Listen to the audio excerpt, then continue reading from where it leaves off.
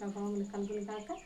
Jesus with has ministries Telugu YouTube channel వీక్షిస్తున్న మీ అందరికీ మా హృదయపూర్వకమైనటువంటి వందనాలు. ప్రియులారా, ఈరోజు దేవుని వాగ్దానము చూద్దాము. నిర్గమాకాండం 14వ అధ్యాయము 14వ వచనములో, యెహోవా మీ పక్షమున యుద్ధములు చేయును, మీరు ఊరికే ఉండవలెనని ప్రజలతో చెప్పెను. యుద్ధము యెహోవాది. నీ జీవితంలో నీకు ప్రతికూలంగా లేచినటువంటి ప్రతి పరిస్థితి మీద దేవుడు యుద్ధము చేయబోతున్నాడు.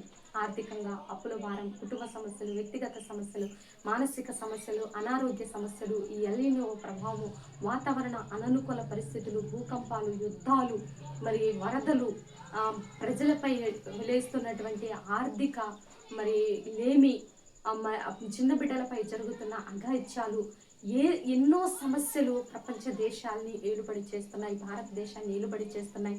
సత్య సువార్తకి వ్యతిరేకంగా ఎన్నో శక్తులు లేస్తూ ఉన్నాయి. అయినను ఎంత ప్రతికూల పరిస్థితులు మన జీవితంలో మనం ఎదుర్కొంటున్నా, మన దైనందిన జీవితంలో, మన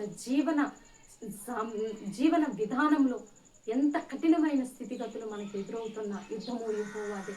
మీరు ఊరికే ఉండండి, దేవుని సన్నిధిలో కనిపెట్టి ఉండండి, ప్రార్థించండి, ప్రకటించండి, మీ పని మీరు చేస్తూ ఉండండి.